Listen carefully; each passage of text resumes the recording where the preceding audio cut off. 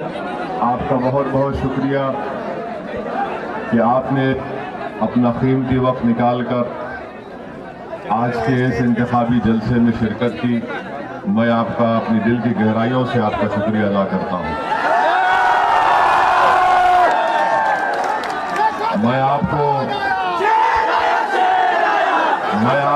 ये बात बताने आया हूं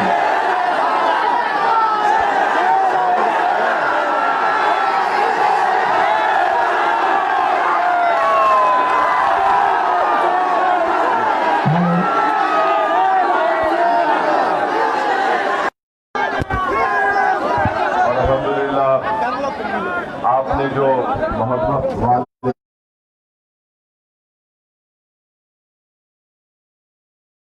का जिंदगी भर मखरूज रहूंगा।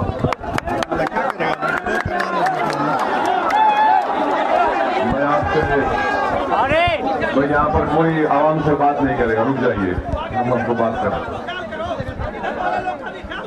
मेरे अजीज दोस्तों और बुजुर्गों, ये बड़ी अफसोस की बात है कि हमारी जमहूरियत में सेकुलरिज्म को जिंदा रखने की जिम्मेदारी ज्यादातर अक़लियतों पर आयद कर दी गई है। आप जहां कहीं भी जब सेकुलरिज्म की बहस की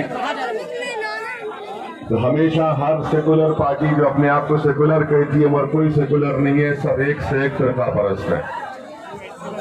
हर पार्टी ये कहती है कि सेकुलरिज्म को जिंदा रखने की जिम्मेदारी भारत की अक़लियतों में पर है और सबसे ज्यादा मुस्लिम अक़लियत पर है। मैं आपको ये बताने आया कि सेकुलरिज्म को जिंदा रखना ये तमाम सियासी पार्टियों की जिम्मेदारी है। और असदुद्दीन ओवैसी आपको ये बात बताने आया है कि मैं सेकुलरिज्म का कोई कूली नहीं हूं, मजदूर नहीं हूं कि उठाकर लेकर चलता रहो।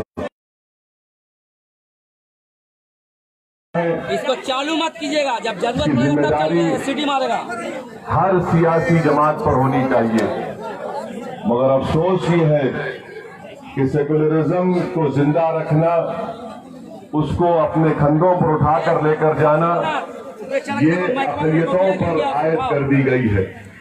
और इसीलिए आज आप देखते हैं कि जितनी सियासी पार्टी जो आपका वोट लेना चाहती है वो आपको ये समझती है कि आप उन सियासी पार्टियों के गुलाम हैं, उनके नौकर हैं। वो किसी को भी टिकट दे देंगे तो आप उनको वोट दे देंगे। मैं आपको ये पैगाम देने आया हूं, मेरी सियासी लड़ाई का मकसद एक ही है कि हम इस दुनिया में अगर आए हैं तो अल्लाह के फजल करम से आए हैं। और मैं आपको ये बात बताने आया हूं कि हम किसी के मोहताज न कभी थे, न है, न रहेंगे इंशाअल्लाह। हम हमेशा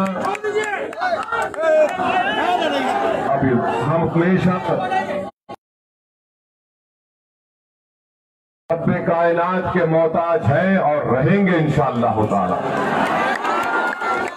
और यही बात आपको आज के इस जलसे से ये पैगाम लेकर जाना है कि आप किसी के मोहताज नहीं है, हर सियासी पार्टी आपकी मोहताज है और हम बना के रहेंगे इंशाअल्लाह।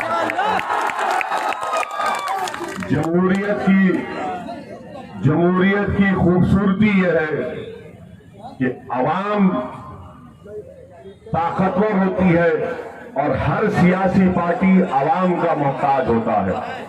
मगर यहां पर उल्टा खेल हो रहा है, यहां पर उल्टा खेल हो रहा है और हर सियासी पार्टी ये समझ रही है कि अक़लियतें कहां जाएंगी हमको छोड़कर। अक़लियतें हमारे मोहताज हैं, अक़लियत हमारे घर के गुलाम है, हमारे घर के नौकर है। अक़लियतों की जान और उनकी इबादत गाहों की हिफाजत कौन करेगा अगर तुम हमको वोट नहीं दोगे। मैं आपको बड़े साफ और वाज़ेह अल्फाज में कह रहा हूं कि जिस किसी ने हमको पिछले 50 साल से कहा कि तुम्हारी जान की हिफाजत, तुम्हारी इबादत गाह की हिफाजत, तुम्हारे कल्चर की हिफाजत, जितने भी वादे किए गए थे, इन्होंने ही हमारे पीठ में खंजर घोंपा और हमको तबाह और बर्बादी के दहाने पर लाकर खड़ा कर दिए। ये बात आपको साफ तौर से समझना है। मैं ये बात इसलिए कह रहा हूं क्योंकि अगर आप बिहार में मुस्लिम अक़लियत या दलित का पोजीशन देखेंगे तो इसका जिम्मेदार कौन है? 30 साल से आपने 15 साल आपने एक परिवार को वोट दिया, आपको देख रहे हैं। 15 साल आपने नीतीश कुमार और बीजेपी को वोट दिया। 30 साल में आखिर हासिल हुआ? मैं आज के इस शेरघाटी के शेरों के सामने बीच में खड़ा हूं, ये बात कहना चाहता हूं कि मैं ये जो बात कर रहा हूं, बिहार के तीसरे मरहले की चुनाव के इलेक्शन की मुहिम के खत्म होने तक मुझसे बहस कर लो, तुम 5 मिनट मेरे सामने नहीं ठहर सकोगे। आप अंदाजा लगाइए कि इस पार्टी को, जिसको आपने लालू प्रसाद यादव साहब की फोटो देकर उनको वोट दिया, आज वो एक दुर्गा वहानी आरएसएस की एक तंजीम के जिम्मेदार को अपना कैंडिडेट बनाकर आपसे कह रहा हूं। तो मैं शेरघाटी के शेरों के दरमियान में और हमारे घर में मैं उनको भी सलाम करता हूं और आपको ये पैगाम देने आया हूं कि हम सिर्फ वोट डालने वाले नहीं हैं। हमारी जिंदगी का मकसद सिर्फ वोट डालना नहीं है। आज तुम्हारे दरमियान में तुम्हारा एक दीवाना, तुम्हारा एक भाई तुम्हारे सामने आकर झोली फैलाकर तुमसे अपील कर रहा है कि तुमने 30 साल आरजेडी, नीतीश कुमार, कांग्रेस का साथ दिया, अब एक 5 साल तुम इस दीवाने का साथ दे दो। आज हम तुमसे अपील कर रहे हैं, आप अंदाजा लगाइए कि दुर्गा वाहिनी से ताल्लुक रखने वाले एक जिम्मेदार को आरएसएस को आरजेडी ने टिकट दिया। क्यों टिकट दिया? इसलिए दिया क्योंकि आपकी कोई औकात और हैसियत आरजेडी और कांग्रेस में नहीं है। अगर आपकी औकात और हैसियत को आपको दिखाना है तो मैं आप तमाम से अपील कर रहा हूं कि 28 तारीख को आपकी ताकत, आपकी औकात, आपकी हैसियत, आपकी इज्जत और आपके दबदबे को अगर बरकरार रखना है शेरघाटी में, हरगिज कांग्रेस के चेहरे का साथ मत दो, बल्कि मजलिस इत्तेहादुल मुस्लिमीन के उम्मीदवार के अपने अपना वोट देकर शेरघाटी में अपने झंडे को। आज अफसोस इस बात का है कि गुरूर और तकब्बुर में डूबकर आरजेडी और कांग्रेस ने ऐसे उम्मीदवार को मैदान में उतारा क्योंकि ये जानते हैं ये कहां जाएंगे मौलाना, ये बच्चा कहां जाएगा, रे ये तो हमारे घर का नौकर है, इसीलिए हम इसको टिकट देते हैं। इनको क्या पूरे शेरघाटी में कोई शेर नहीं मिला? पूरे शेरघाटी में इनको कोई कैंडिडेट नहीं मिला जो इनको पार्टी के उम्मीदवार के तौर पर पेश किया जा सकता था। मगर मैं आपसे अपील करने आया हूं कि आप और हम सिर्फ वोट देते आए हैं। अगर मैं बिहार को आया हूं तो वोट लेने के लिए भी आया हूं और इन लोगों को अपनी औकात और हैसियत दिखाने के लिए। अगर आज हम बिहार में इलेक्शन लड़ रहे हैं तो मैं आपको बताना चाहता हूं कि मैं यहां पर अपनी मकबूलियत या अपनी लीडरशिप को मजबूत करने नहीं आया हूं। मैं अगर आया जवानों को लीडर बनाने के लिए आया, मैं लड़ रहा हूं तो अपनी मकबूलियत के लिए नहीं। अल्हम्दुलिल्लाह, अल्लाह का इतना बड़ा फजल और करम है कि अल्लाह ने इस गुनाहगार को बहुत चीजों से नवाजा। और अगर मैं यहां पर आया मेरे बुजुर्गों, तो आपको लीडर बनाने के लिए आपकी हैसियत और आपकी औकात जो ये तमाम नाम निहाद आरजेडी और कांग्रेस के लोग भूल चुके हैं, इनकी नींदों को हराम करने के लिए आया हूं। आपके हक को मनवाने के लिए आया हूं, ताकि शेर घाटी में हमारे बच्चों के लिए स्कूल खुले, ताकि शेर घाटी में इस विधानसभा में 10-10 किलोमीटर का चक्का जाम होता है, इनको इसकी फिक्र काम कराए तो ऐसा लग रहा है कि हमारी जिंदगी है।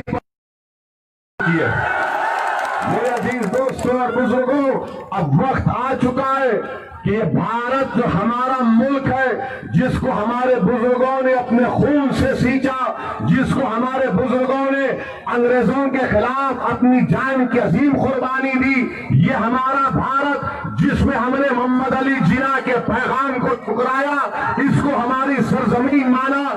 इस मुल्क में हमने बाबा साहब अम्बेडकर का संविधान अपने आप को लिया, और आज बाबा साहेब अम्बेडकर का संविधान हम तमाम से कहता है, बाबा साहेब अम्बेडकर ने तो संविधान बनाया, अकलियतों को, हमारे दलित भाई बहनों को, आदिवासियों को बाबा साहेब अम्बेडकर ने संविधान बनाकर उसमें आर्टिकल्स बनाए, मगर बाबा साहेब अम्बेडकर ने हमको यह भी कहा कि ये जो संविधान मैं तुमको देकर जा रहा हूं, इसको अगर हासिल करना है तो इलेक्शन लड़ो, सिर्फ वोट मत डालो बल्कि वोट लो, अपने नुमाइंदों को कामयाब करो, ताकि आप जब आपके मुकद्दर के फैसले होंगे, जब तुम्हारे मुकद्दर के फैसले होंगे, तो तुम्हारे मुकद्दर के फैसले तुम तय करोगे। कोई आरजेडी, कांग्रेस, नीतीश या मोदी बैठकर हमारे मुकद्दर के फैसले नहीं कर सकता। अगर फैसला करना है, अगर बात करना है, अगर फैसला करना है, बात करना है, तो बराबरी की बात होगी। ये नहीं हो सकता कि मैं किसी एक दूर कोने में खड़ा हूं और मुकद्दर का फैसला कर दे। अब असदुद्दीन ओवैसी आपको पैगाम देने आया है कि टेबल भी होगा, उस टेबल के सामने कुर्सी होगी, और उस कुर्सी के सामने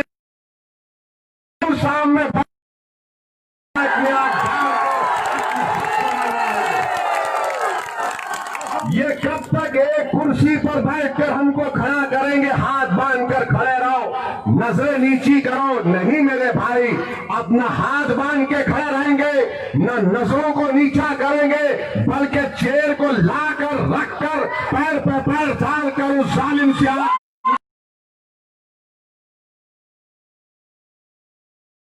करना। मैं आपसे एक सवाल करना चाहता हूं, CAA NPR NRC का आपने एहतजाज किया था, CAA NPR NRC का आपने एहतजाज किया था ना? यहां पर कितनों ने किया था? हाथ उठाओ। क्या आरजेडी और कांग्रेस के लोग तुम्हारे साथ एहतजाज में थे? जब सर्दी में हमारी ये मां बहनें सुकर रही थी, सर्दी में ज़ेरे आसमान निकलकर CAA NPR NRC के खिलाफ एहतजाज कर रही थी, तो कहां थे युवराज? कहीं क्या थे? अपने घर में बैठे हुए थे। हम अपनी बका की लड़ाई लड़ रहे थे। जिस किसी ने भी CAA NPR NRC की एहतजाज में हिस्सा लिया, मैं आपको दिल की गहराइयों से सलाम करता हूं, अल्लाह तुमको सलामत रखे। और खास तौर से हमारी उन मां और बहनों को जिन्होंने अपने घर से निकलकर हम तमाम को एक उम्मीद दी कि अब जमहूरियत में एहतजाज करने का तरीका भी हमारी मां और बहनों ने पूरे भारत देश में हमको सिखाया। मैं उन सबको सलाम करता हूं। मैं एक और बात आपके सामने अर्ज करके यहां से रुखसत हो जाऊंगा। मैं आपको बता रहा हूं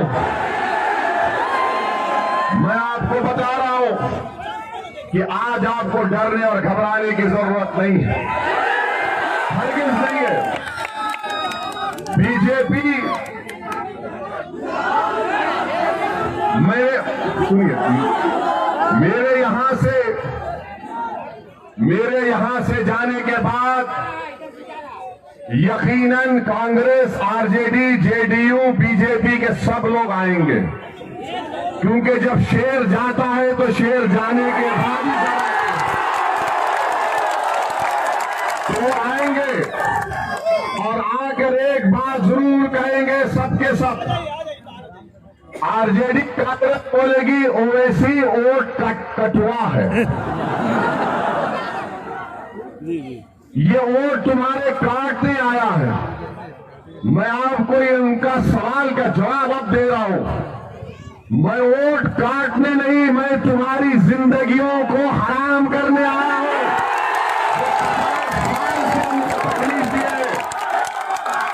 मैं वोट काटने नहीं आया हूं, मैं वोट तुम्हारा लेने आया हूं। मैं तुम्हारे दिलों को मिलाने आया हूं।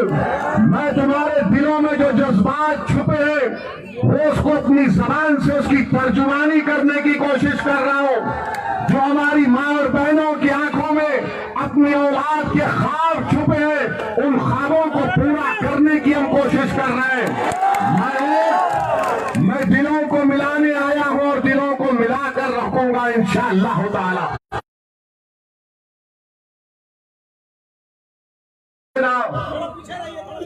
ये पार्लियामेंट के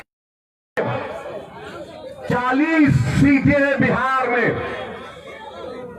39 लोकसभा सीट पर से अपने पार्लियामेंट के चुनाव वोट दिया। कैसा जीता मोदी,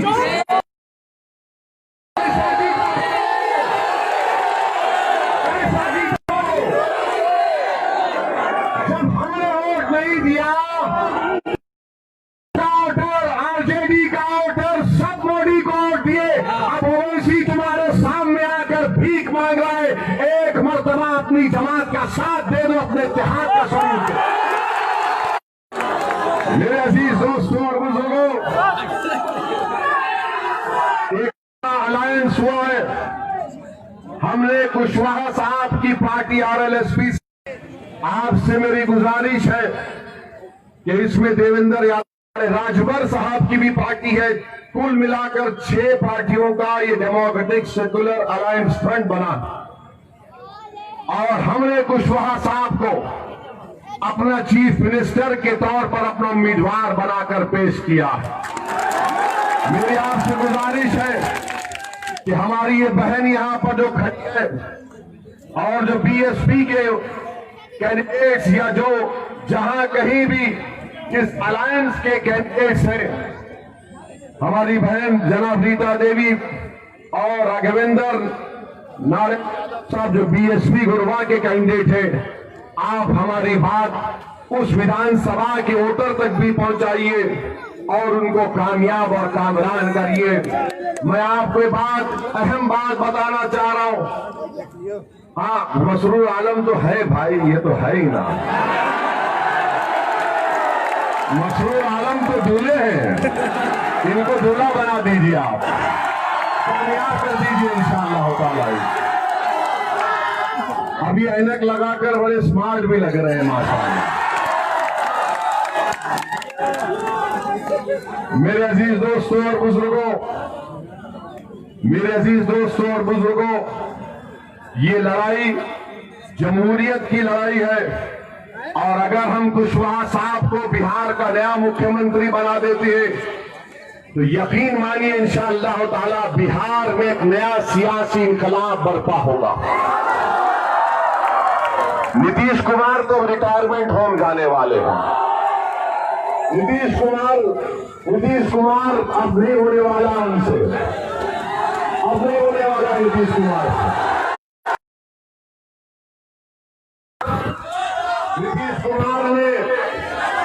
नीतीश कुमार आरजेडी और कांग्रेस से, सुनिए, नीतीश कुमार आरजेडी और कांग्रेस ने 5 साल पहले गठबंधन के नाम पर आप तमाम को झूठ और धोखा देकर हासिल किया कि हम बीजेपी को रोकेंगे, संघ मुक्त भारत करेंगे, मगर 1.5 साल के अंदर नीतीश कुमार जाकर मोदी क्या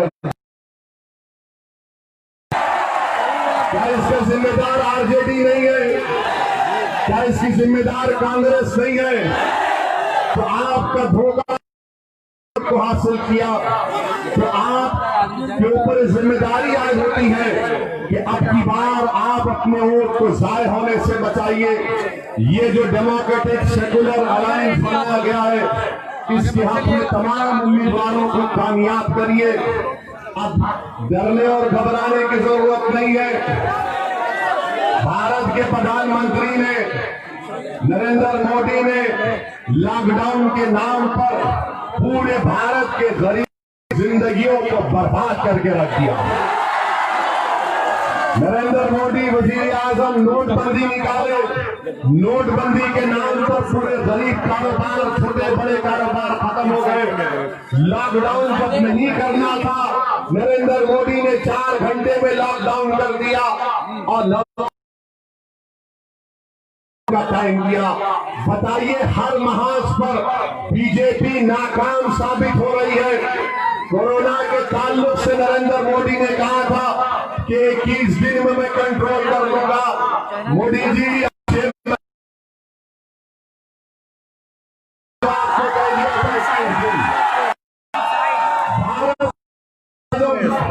भारत के वजीर आजम को झूठ कहा कि गलवान की रैली में ना कोई घुसा है, ना कोई घुसा हुआ है। आज भी गलवान में चीन की फौज घुसी हुई है। प्रधानमंत्री ने ये कहा था कि मैं बिहार के उन जवानों के सामने अपना सर झुकाता हूं जिन्होंने चीन से जानों को कुर्बान किया। मैं भारत के प्रधानमंत्री से जानना चाहता हूं, प्रधानमंत्री, ये बिहार के जो 20 जवानों ने अपनी जानों को कुर्बान करके भारत की सरजमीन की हिफाजत हजारों फीट ऊंचे चोटियों पर कर रही है, वही जवानों, वीर माए आपसे पूछ रही है कि जिस जगह पर मेरा बेटा शहीद हुआ, क्या वहां पर चीन बैठा हुआ है अपने आउटपोस्ट लगाकर। पीपीपी 50 कहना चाहते हैं। नरेंद्र मोदी जी, आप कहते हैं कि मेरा 56 इंच का सीना है, तो हमारा 56 इंच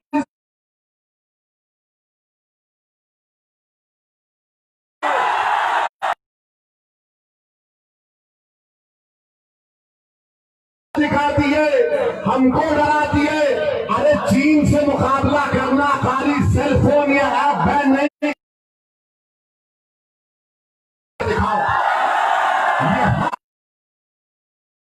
हमारे वजीर आजम के पास नहीं है, सिवाय इसी के कि कोरोना हुआ तो तबलीगी जमात को जिम्मेदार खड़ा कर दिया।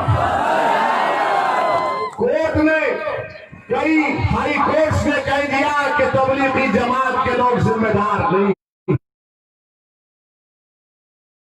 कोई जवाब नहीं।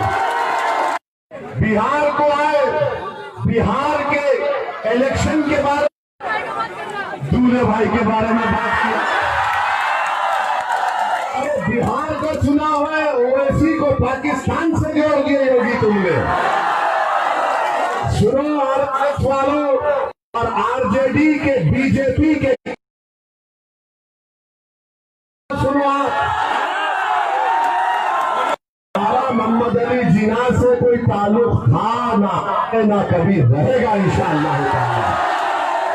आज अगर हम भारत में हैं तो हमने जिन्ना को ठुकराया था, हमने भारत को अपना सरजमीन माना। और अगर कोई मेरी वफा के ताल्लुक से सवाल करता है तो मैं उससे कहूंगा कि बिहार में जितने कब्रिस्तान हैं, उन कब्रिस्तानों में जितनी खबरें हैं, वो मेरी वफादारी की निशानियां हैं। और मैं आप कि सीना तान के जिंदगी गुजारो, किसी से डरने और घबराने की जरूरत नहीं है। अमन को मजबूत करो, जमहूरियत को मजबूत करो। और जमहूरियत कब मजबूत होगी? जब तुम सिर्फ वोट डालना नहीं बल्कि वोट हासिल भी करना तुम्हारा काम होना चाहिए।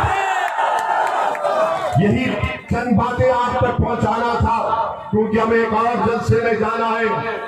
आपसे इजाजत चाहता हूं और आपसे वादा कर रहा हूं, कि इंशाअल्लाह इलेक्शन के बाद सुन लीजिए,